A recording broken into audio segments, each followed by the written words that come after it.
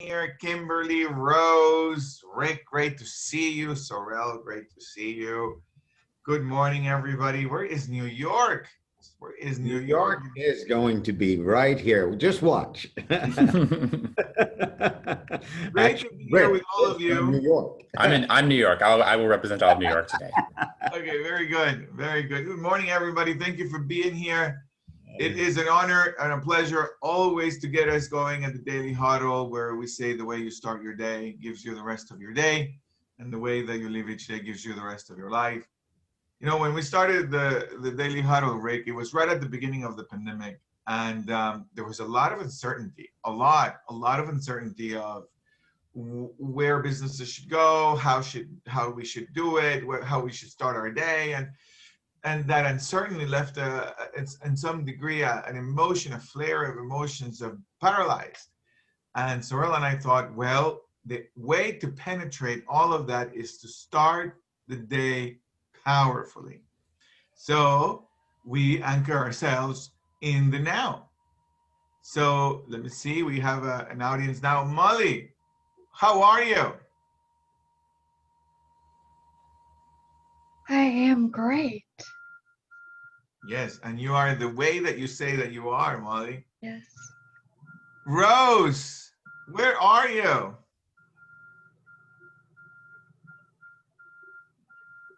Right here, right where I'm supposed to be, at the Daily Huddle. Every day, right? And Kimberly, what time is it? EO, the time is now. Yeah, all the time, at any moment, whenever somebody asks you what time is it now? When are you going to do that? Now. When are you going to say I love you? Now. When are you going to forgive somebody? Now. When are you going to get started? Right now, right? Saurel, it's always an honor to be with you. Good morning, Saurel, America's executive coach, the co-host of the Daily Huddle. Good morning, Saurel. Good morning, Giovanni. Thank you for being my co-host. Thank you for creating now as the only moment there is. And guess what? It's now. It's now. It's now. It's now.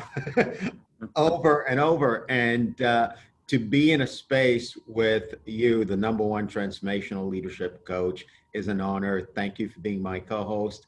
And thank you for anchoring us in not just the power of now, but the power of the word we say right now. So this morning, when Rick Andrews dives into the question, how can leaders help people be more creative? Right here, right now, we have the opportunity to speak how we're going to be leaders who assist our people and people around us in being more creative. And Rick Andrews is just the perfect person to have this conversation with us. Rick is a trainer, instructor, and coach, and he lives in New York City. You were asking for New York City. Well, there you are. And Rick teaches globally. He's the head instructor at the Magnet Theater and has been studying, performing, and teaching improvisation since 1999. He's an adjunct professor at Columbia University, teaching improvisation in the MFA Acting program. As an applied improvisation facilitator and trainer, Rick has worked with hundreds of organizations using improvisation techniques and exercises to help meet their needs and grow their skills. Clients have included Google, Spotify, Salesforce, McKinsey, JP Morgan, Bloomberg, NBCUniversal, PepsiCo, and many, many more. So we have a powerhouse in the midst this morning. And Rick, thank you so much for being generous with your time, your experience, and your expertise. And welcome to the Daily. Thank you so much. Thank you for having me. I love that theme of now. And that's something I think a lot about as an improviser, because improv is all about being in the moment, being in the present. And you obviously don't know what's going to happen. And when I train with companies, I try to take some of the things that improvisers use to deal with that uncertainty that you were talking about, Gio, of, okay, things have changed. It's not going the way I thought it was going to go. And that can be very paralyzing. But if you're able to create a space where people feel supported and they can build off of each other, you can free people up in that moment to help alleviate that paralysis. So I would like to essentially use my time by running an exercise. And Saurel and Gio, would you be my volunteers for this exercise? So we're going to play a game. So here's how this is going to work. I'm going to, Saurel and Gio, the main concept you need to know for this game is this thing that improvisers call yes and. And this is essentially the way that improvisers build scenes together. So if I'm about to start a scene and someone was like, hey, I made you a cake, I'm going to say yes to that idea, meaning that I agree that it's true, and then I add to it. So I might say, ooh, chocolate, my favorite. I've agreed that it's a cake, and now it's a chocolate cake. I probably want to avoid saying something like, that's not a cake, it's a cat. That negates that it's a cake, right? Kind of moves it off it. So I'm going to do an exercise that's going to challenge the two of you to yes and each other. So here's how this goes. This is a game called Alibi. The two of you are going to pretend to be teenage siblings for this game, and I'm going to pretend to be these characters' parent. And we're going to assume for these teenage siblings that they are coming home late past their curfew. And the two of you have been at a party or something you do not want me to find out about. So instead, these two teenagers are going to try to lie about why they are late. Maybe a lie that would be a good reason to be late. Maybe a lie that would get you out of trouble. Okay. But for these two characters, it is a lie. So you're going to need to yes and each other in order for this lie to sound believable. So if it was like, oh, we were stuck in traffic, and the other person's like, no, we weren't. We were in a hot air balloon. It's like, oh, tough story, right? But I was like, oh yeah, we were stuck in traffic. Yes, that's right. A hot air balloon landed on the highway, et cetera, et cetera. Makes sense? Gio, Saurel, any questions? Totally. All right. Giovanni's got a lot of experience playing this game. Great. Yeah. Okay, Gio, Saurel, it's 1 a.m. You're hours late. You're both in deep trouble unless you have a great excuse. Gio, where have the two of you been? Well, we were at Costco putting bags away for a lot of grandmothers and grand-aunts, and the poor things, they need a help in the morning, and that's why Saurel was with me. Well, Gio and I both share this love of just doing good for people. And why, Saurel? Why are all the grandmothers needing bags put away at 1 a.m? Oh, well, it's a special occasion. Oh, Gio, what is that? Yeah, it was one of her grandchildren's birthday, and they had forgotten the all of the things that they needed to do for the surprise party. But because of the pandemic, they didn't want to go during working hours. So that's what happened. It was just one grandmother, Saurel, that needed help.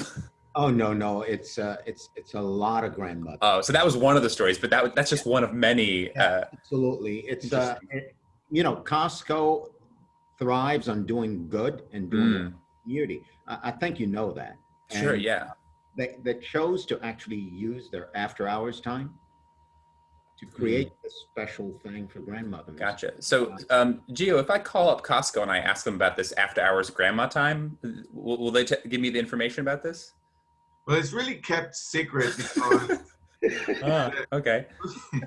But what happens is that they don't want any of the grandchildren to find out that the grandmothers are doing this. Saurel, why don't they want the grandchildren to find out? Well, have you ever heard of a surprise party? Oh, gotcha. So that Costco helps these grandmothers with their bags. It's a total surprise to the grandchildren. Exactly. Okay. And the grandchildren are excited by this, Gio? You mean excited? Yeah. Well, they don't know about it, but they love their surprise parties. So that's why we have this whole thing going on at 1 a.m. at Costco. Sure. Why do you both have stamps on your hands? What's that all about? Saurel, why do you guys have stamps on your hands? Due to the pandemic, only wanted a limited number of people in there. Gotcha. Gio, so they stamped you? The gate, and unless they stamped you, you couldn't get in. So.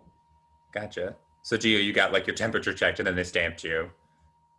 Correct. They check your temperature, they stamp you, and then you can go in and help as many grandmothers as you can. Awesome. Scene. Great job. Little round of applause. Saurel, Gio. Awesome. So I'd like to ask the two of you, one, how did that feel? What was it like to do that exercise? Well, for me, it was an exercise in supporting everything Gio said. And I had my focus on that. I mean, whatever he said, I was gonna yes and it in Yeah. whatever outlandish way I could. Yeah. Gio, how did that, knowing, I assume that you felt that support from Saurel and vice versa, right? How did that, what did that do for your creativity? How did that make you feel in terms of making the choices you had to make, right? Because we're on the spot. I didn't even tell you that we were going to do this exercise, right? A little bit of pressure. Did the support help or hinder your creativity? It helped a lot. Yeah. Like I felt I had a partner in whatever I was going to say. So that was really useful. Almost feels like bumpers on a bowling alley lane when you bowl for the first time, and it's I'm not very good at bowling, so it's no fun to just roll it into the gutter all the time, and the bumpers kind of bounce you back onto the lane. And in an exercise like this, right, you kind of know, okay, I don't know what I'm going to say. I don't know what's about to happen. There's a lot of uncertainty, but I know whatever I say, this other person is going to take that and be like, yeah, that's totally true. It's grandma's night at Costco, and they're going to support that, right? So I think that idea of support to me is hugely key. Google did a big study with many teams, maybe a couple hundred teams across the company, and their goal was to figure out what made for good managers and what made for good teams. And the single greatest predictor of team output, higher than individual team like achievement, like higher than the actual quality of the people in the team, was psychological safety.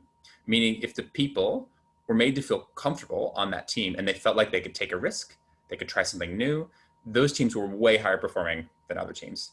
And I think that's essentially what Saurel and Gio just were able to create in this little tiny game is a sense of psychological safety where, okay, we have to make some new choices. We have to be creative with those choices. If I feel like immediately, like imagine if you've been like, oh yeah, it was grandma's night. And then the other person was like, no, it wasn't, idiot, right? Well, a couple things happened. One, we stopped that idea right at the very beginning and look at where that idea developed. Maybe at first we don't know where that idea is going to go. So the impulse to say no and to try a new thing might be strong, but to actually explore it got us to this really fun, like what a fun world where like Costco's like, we are giving back to the grandmothers by making them stay up till 1 a.m. to do their shopping. But then also too, by choosing to build off the idea, not only do we discover new possibilities, but we also send a signal to the team. Yeah, let's go. Let more of that. Your ideas are going to be supported. Let's try it on. Not every idea works out in the real world, obviously, but if there's a sense of exploration, playfulness, if there's a sense of mistakes are okay, because mistakes are going to help us, figure out new ideas. Mistakes are going to challenge us to learn a new skill. If we're able to create that kind of feeling, you really open up people's creativity. I was talking with a trainer a couple weeks ago, and we both had this observation. We were just kind of chatting, talking shop, and we were both interested in the fact that I work with a lot of different kinds of teams. When I first started doing workshops, I've done a couple workshops with advertising teams, and I expected, these are going to be the most creative people in the world. You know what I mean? Like they're advertising people, right? So like their whole value add is we're creative people. And some of the teams are like that, but sometimes I work with an advertising team and they are really stilted. We do a brainstorm session and they are having a really tough time contributing. And I also work with engineering teams who, if we run a brainstorm session, have no trouble coming up with amazing creative ideas, And what I found is the predictor of whether teams feel creative in those spaces is not, are they creative people? It's, has the management and the leadership set an atmosphere where people feel comfortable tossing out ideas and building off each other, or have they created a culture of perfectionism or a culture of fear, or just a general lack of support. Saurel, Gio, before I close with my time, any other observations you had while playing the game? Go ahead, Saurel, and I'll give my observation. For me, it was it got more fun. I mean, the fun was escalating. Yeah. Oh my God, I can't imagine what he's going to say next. Yeah, that's a good feeling. And often in creative funnels, we cut ideas off right at the very beginning. Like we're waiting for the idea to be perfect. And if it's not perfect right away, we're like, okay, next. And what you just said tells me we should be doing the opposite. We should explore the idea for a second. A bad idea costs you nothing but an extra 30 seconds or 45 seconds of playing around with it and building off of it. And look at where we went with that, right? We never would have gotten there had we been like searching for the perfect idea. Yeah. Do you any last thoughts? Yes, for me, the I really was able to experience what you were pointing to about the study in Google, right? The study that Google did around safety and the psychological safety. Because at the beginning, when you put us right on the spot, I was like, oh man, I hope I say the right thing. Why do we ask Rick? He's making us do stuff. Let me say the right thing. And when Saurel started supporting the crazy idea, I did feel like, ooh, it's safe. It's safe. I Yeah. can play here. So I did see the opportunity of exploration, discovery, and being playful. And I can see how in many ways that kind of environment it really supports teams. Really Yeah. does. And I find often the people who feel the most closed off are the people who have the most to lose. If I ask, sometimes for exercises, I'll ask people, let's get a suggestion of a made up word, a gibberish word. And often I'll get like 10 seconds of silence and then someone will say, whatchamacallit? It's like, that's already a word. You have to make one up on your own. The higher up those people are in the ladder, the longer that pause is. If I'm working with an executive team, that pause is 20, 30 seconds. And it's like pulling teeth to get people to make up a word. If I'm working with 8-year-olds, I cannot get them to stop giving me suggestions, right? I think it's that pressure that we feel. And so, yeah, giving ourselves that permission, creating that support space. I don't think, not only is it nice for the team we're creating, but I think it's nice for us too, right? It's like, you never get so competent and capable that other people's support doesn't matter to you. I think we get better at dealing with criticism and dealing with a lack of support and not having to have that. But I think when you have that moment where Saurel was like, yeah, totally, you always are going to feel that, oh, great, oh, cool, I can go with it, I can play with it. Cool. You know what else is there for me, Rick? Yeah. When Gio first said grandma's at Costco, the immediate reaction in my brain was, what? Yeah. I mean, couldn't you pick a better lie? Right? And then knowing that you had given us the permission to play that way, Yeah. it like my opposition to the idea disappeared like that. We are like cognitively programmed to be adverse to change. Right? You ever like go to a website that you go to all the time and then they like change their layout or design and I hate it so much. Like I get so mad. And then like a week later, I can't remember what the old version of the site even looked like. You know, that first flash of anger or it's just like change. I don't want it. You know, I've got things the way I like it. And I think being able to let go of that feel, I mean, it's such a natural feeling. I'm glad that you like fessed up to it, Saurel, too, because I think that's what we all feel. And that's such a common thing in improv is just being able to recognize that moment and just drop it. And what happens is I think if you do enough of that kind of problem solving, you start to realize like, oh, that's the voice I need to ignore, is that the voice that's saying, this is dumb, this is stupid. That's the fear kind of speaking. And you need to follow that voice that's like, okay, what could be fun about this? How could this be great? You know, and you notice it took like 2 seconds for you to be like, oh, actually, this is a great idea. You know, cool. Thank you so much. That was great, and thank you for volunteering. I volunteered, both of you on your own, so I appreciate that. Thanks, guys. Good job, guys. Good job. Go ahead, Saurel. Yeah, I was going to point to Edwin sitting in Haiti has a comment on the chat on Facebook. He says, if someone gives themselves a long enough runway where it's okay to explore ideas without judging, be lenient enough and the idea might actually take off. Yeah, I like that a lot. It's something I noticed as a teacher that I can shut someone down with a compliment, depending on how I say it. Great scene, right? But people are happy to receive criticism if the tone of my criticism is, I'm excited for your future success, and I genuinely mean it, right? So if a bad scene happens or there's a problem, and I'm like, oh, okay, great, let's figure out how to use this, you know, and well, what do we do in these situations? People don't shut down. They don't take the critique harshly. I think what they take is, you know, a critique that essentially is like, you've inconvenienced me with your lack of perfection, right? And so if that's how you're giving feedback, with like, ugh, I wish you'd done this, right?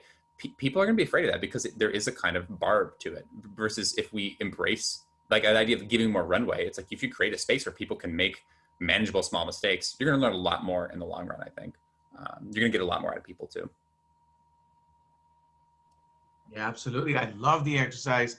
I'm going to run with this exercise for the rest of my life. I absolutely loved it, Rick. Right? Kimberly, go ahead. Hi, Rick. I am so excited that you were the guest speaker on the Daily Huddle today. I have been wanting to see you in action. We met on LinkedIn, and I learned that you were using improv as a tool for to help teams work better together. And it was just really impressive to see you in action and to take away from this the importance of creating psychological safety for others. That's something that resonates with one of my personal values, is to demonstrate acts of compassion, love, and kindness. And what better way to demonstrate compassion and love than to create spaces for psychological safety? Yeah, and I love that. I think one of the things that both of those, sometimes those things either feel implicitly in conflict with like business or capitalism, or they feel explicitly in conflict, where it's kind of like, well, we don't have time to create all this psychological safety. We got to like do this thing now and get to this deliverable. And you think about it kind of like you're building an engine. If you build a bigger engine, you're going to make more stuff in the long run. So a lot of it does boil down to kind of short-term thinking and short-term managing versus long-term thinking and long-term leadership. I can motivate people more quickly in the short term by being cruel or by being mean or by kind of cracking the whip. And that's a great way to get people to do something immediately right now out of fear. But in the long term, those people are going to come up with less interesting ideas. They're not going to feel permission to add to things. And like Kimberly was saying, if you're able to lead with compassion and things like that, in the short term, it might produce a slightly higher, amount of mistakes, or people are kind of finding their footing, or they get to kind of follow a thread that might not go anywhere. But in the long term, you really get a lot more output. There's a famous study that I remember I saw cited in the Adam Grant book, Give and Take, which is a really great book that I recommend. It was about nursing teams, and they measured the nursing teams' rate of like how much they were willing to like go out of their way to help a coworker. And at first, it looked like the helpful teams were having worse outcomes because they were spending less time on their own patients. But then it turned out that the selfish teams were hiding all of their mistakes because if people made a mistake, they weren't feeling comfortable owning up to it because there wasn't psychological safety. So they would just try to hide it. And they were making the same mistakes in the long run versus the team that was more open with their challenges. They were learning from those mistakes, not just individually, but as a team, all collectively. And so they had much higher outcomes in the long run. So I thought that was really interesting. I think also, Rick, what we're seeing is one way is more sustainable in the other one. 100%. That was fascinating. Thank you, Kimberly. Go ahead, Jacqueline. Good morning, Rick. Thank you for being on today. I am also in New York City. Yes. Good to see you. I couldn't get on fast enough this morning when I saw that you were the guest speaker, because I am a talent manager here in New York and we have talent in Atlanta. So my question is to you, do you do one-on-ones or group sessions via Zoom at this time? Well, we're pretty much sheltered in place. Yeah, so I do corporate training with companies and orgs virtually, and then through the like regular improv courses, I teach virtually through the Magnet Theater. So the Magnet is still open and kicking, but just virtually. So if you go to magnettheater.com, they have all the information on, and there's a whole stable of like wonderful instructors there. Okay. Yeah, New York's still here. I heard New York was dead, but it's not true. We're still here. No, not quite. Yeah. I'm here. Yeah. Oh, not quite. Yeah, there's at least 2 people still in New York. Me and Jack. Yes, you and I. Yeah. Exactly. Thanks, Rick. Yeah, no problem. Thank you.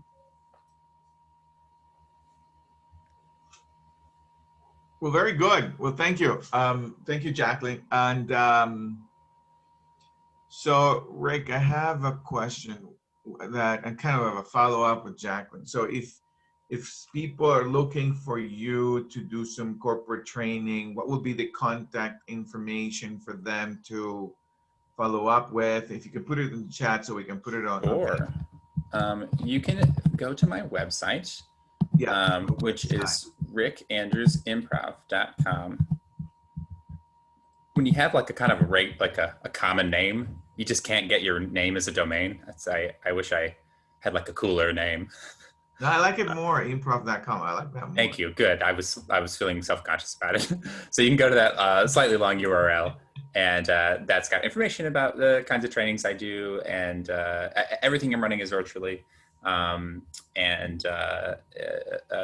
you can contact me. It's got my email address there, which is essentially rick@magnatheater.com, rick@rickandrewsimprov.com. Excellent. And then the other question I had, Rick, is what is the kind of like the biggest challenges that you have found when teams they're in silos, like they are not necessarily supporting each other's, and they're like, I'm gonna just make up an issue. The technology department, the computer department is holding things up because of the complexity, and the sales department is just not helping them because they feel like it's just wasting their time, and I don't want to deal with them. How do you, what are your thoughts on that? So to me, when I hear like and that's a common type of issue that a client might come to me with, is like, okay, we're feeling really like, siloed. So part of it is, it's like a communications idea. And I think at the core of that is kind of seeing people as their roles and kind of nothing more. And that's especially challenging right now, where you're just a face to me on a computer, you know?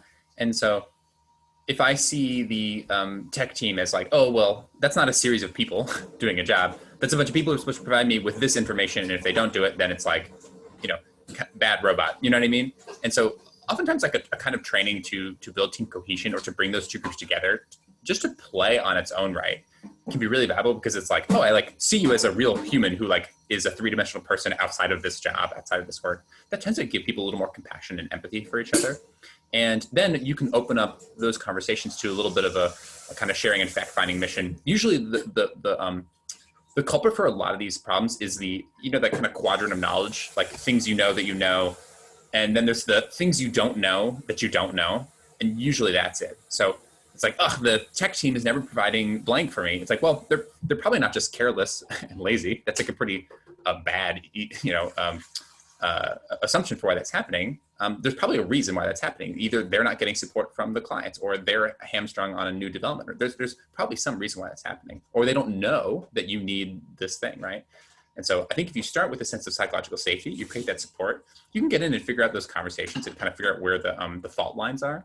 Because I think once you do that, to me, the big picture is just all about realigning everybody to like move in the same direction, and just to remember, like you and Saurel felt in that game, oh, we're on the same team, obviously, right? It's like you guys weren't competing with each other to out-funny each other in this exercise. You were both trying to work together to create a cohesive story. And when I think about teams working together, companies, that's the challenge, is we've got different individual roles, but if we see each other as adversaries in that role, that we need to like figure out where the fault lines are so that we can kind of, again, move forward together.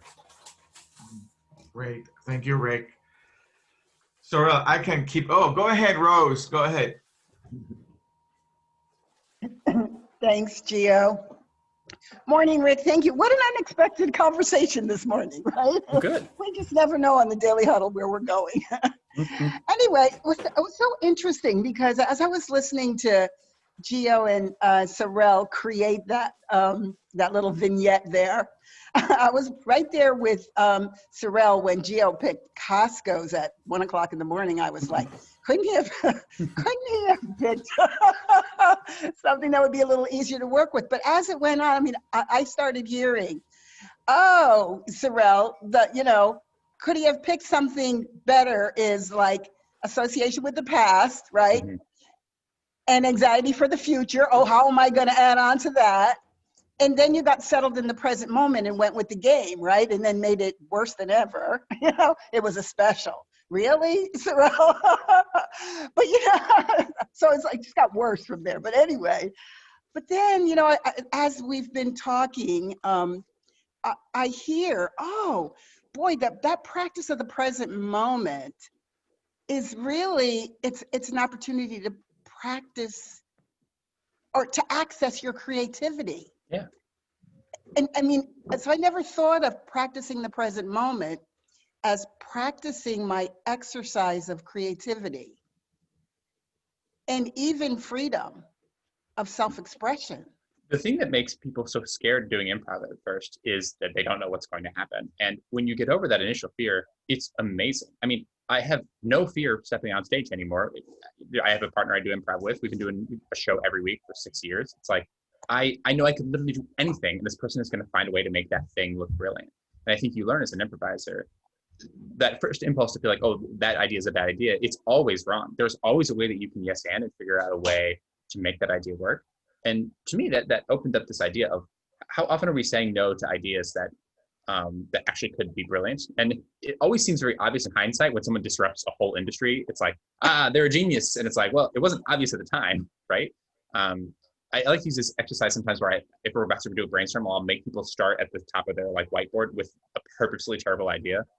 And people will write really funny stuff like give our competitors all of our money, or like a glue that doesn't work, like, okay, that's not a great product. But if you have to like take that as an example, like a glue that doesn't work, you hear that and you go, that's a bad idea.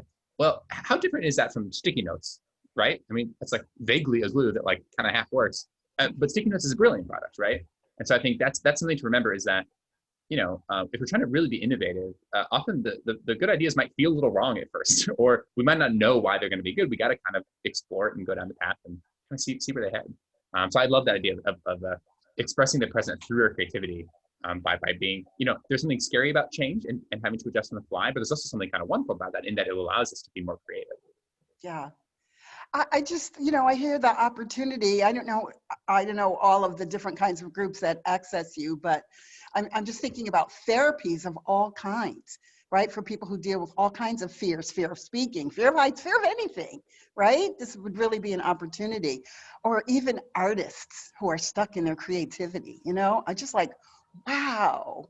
There are people who run, improv courses for folks dealing with anxiety, and a lot of people would take classes in the city with me, hey, I'm feeling really nervous about stuff. There's a really interesting article. I can't remember where it is. I'll try to dig it up at some point. But there's an improviser who is in Chicago whose parents got Alzheimer's, and instead of constantly doing the like reminding them, no, this is true, she started just going with whatever her mom would say, and it turned out to be like actually like a kind of a nice thing, because the thing that's really jarring apparently when you have Alzheimer's is that thing of like, no, that's not true. And then people get nervous about it. And so people have been like developing that as like a kind of therapeutical approach for folks who are suffering from that. So it's really interesting to think about like the different applications of this stuff. And it does come down to, I think, that thing that Kimberly talked about, which is like compassion, right? It's like these kinds of values challenge us to listen to each other, and they challenge us to think the best of each other, to think, why could that be great? Rather than like, why are you an idiot?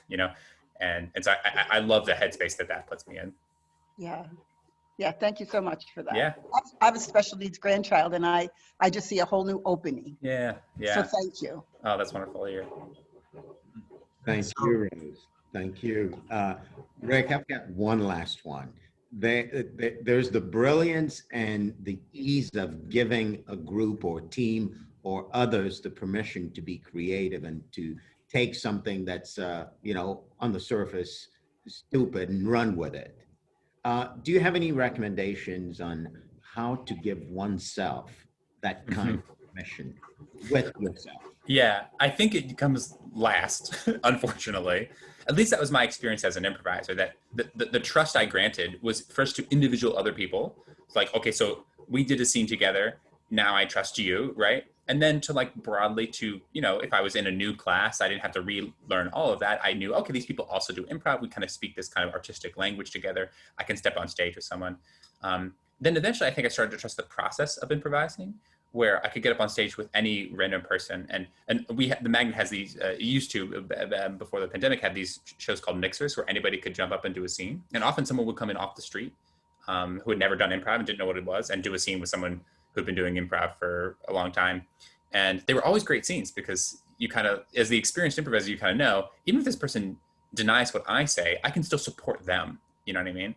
And that, I think over time, you start to develop that kind of self-confidence and self-trust. So I think just being kind to ourselves, the same things we were talking about granting to teams, it's like grant that to yourselves, grant yourself permission to make mistakes, for things to not be perfect right away. Create room for you to try new things and for most of them to fail. Like, I think if you're able to give a little bit of that patience, your confidence will grow in that, because all of a sudden a mistake or a problem doesn't feel like such a big deal. It just feels like, okay, great, this is a new challenge. I mean, there's going to be mistakes. I don't know any company ever where it's like, we set up our business plan and everything was perfect right away and no problems happened and now we're millionaires. Like, that just doesn't happen. So I think look forward to them. They're going to happen. Think about those. That's going to be the stuff that spurs you to challenge you and be better.